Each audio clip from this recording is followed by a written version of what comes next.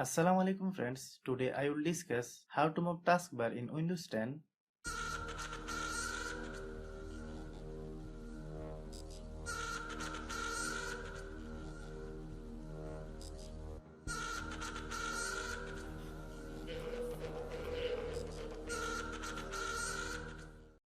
Right click on taskbar, unselect lock the taskbar,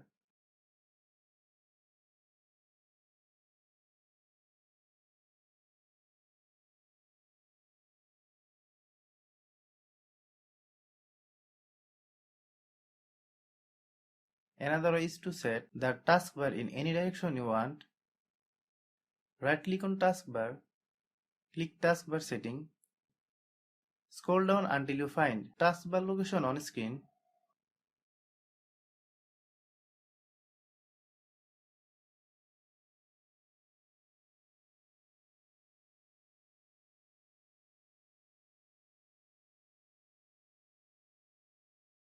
Right click on taskbar, select lock the taskbar.